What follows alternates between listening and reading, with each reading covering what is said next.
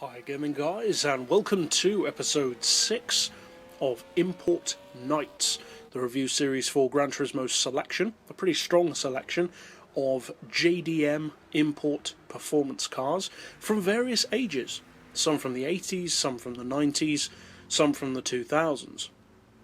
And in this particular pick, we are featuring one of the older legends of JDM, the older shape Supra, specifically the 1988 model. And the reason why I've chosen that one in particular is because it's the premium model. And if you can get a premium for the money, that's generally the car that people will go for. It's nice to have the updated visuals, the detailed interior, the extra body modifications, etc. So the question is, what do you get when you buy this car?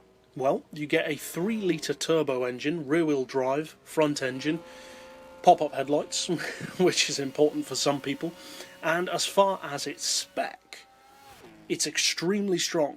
Now, the Supra is known for being a strong straight-line performance missile on GranTurismo 6. The newer shape Supra is one of the quickest cars in the game. This version, like that model, it's not as fast as that model of course, but like that model, is one of the quickest in its respective category. And that category, I would say, is 80s sports cars. Not just Japanese, but in general, this is one of the quickest 80s cars in the game. It has a top speed of around 270 under its own power, which is incredibly quick.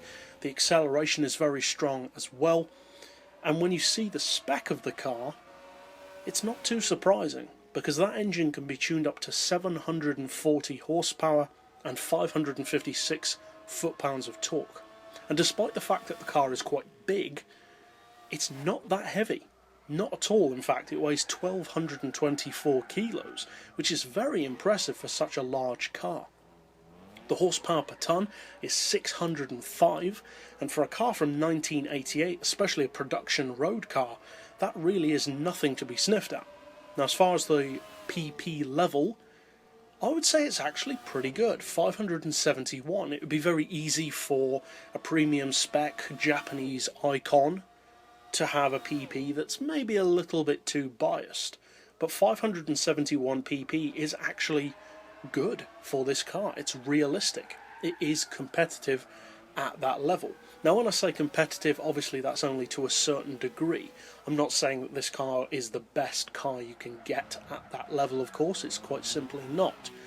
Different cars are good for different situations. But for a street car, it's very strong. The straight line performance, as we already mentioned, is incredibly quick. Not much else from the 80s comes close to how quick this car is, and whereas many other cars that would usually be that quick in a straight line let themselves down in terms of handling, especially with older cars, this one just doesn't. The handling is very good. Now, of course, you can get it to step its tail out, you can crash, you can spin out if you drive in a stupid manner. You can do that with any car, but my point is, with this particular model, unlike many of its peers, not just from Japan, but from America, Europe, etc., it's a lot more forgiving than a car with 740 horsepower would probably be expected to be. It's certainly a lot more forgiving than it looks. It looks, well, dated. It's not bad looking, but it looks like an 80s car, and you'd probably assume that it would have handling that would come with that. Not necessarily bad, but just not necessarily up to scratch anymore. That couldn't be further from the case, because this car can definitely rival many of the modern JDM cars, and also many cars from America, Europe, etc. Now, as far as its overall competitive range, what it's good for, what it's maybe not so good at, I would actually say that this is one of the strongest classics in the game, especially for Japan. It's so quick in a straight line that it's actually faster in a straight line, if you're talking acceleration and pure top speed, actually than many of the other cars in this series. There are very few cars to come, or that have already been in this series, which can outrun this. It's extremely quick. Now, the newer Supra, of course, can outrun it, perhaps the Skyline under the right scenario, but you'd be surprised how many cars would really struggle to beat this Supra in terms of straight line speed.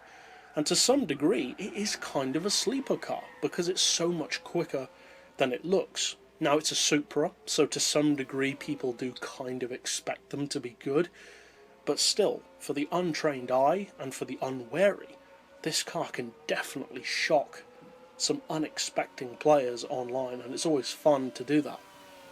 It's perfect for drag racing, makes an excellent circuit racer at multiple power and PP levels, and it also, being a Supra, makes a good drifter. It drifts very easily, it's very controlled, and you can actually use the physical size and length of the car to your advantage, getting that counterbalance to keep the tail out, and it's actually a very easy car to work with for basically whatever you need it for. You can use it off-road as well, and although it's not all-wheel drive, it does make a pretty good rally car, and this car was used for racing for a reason. It's competitive.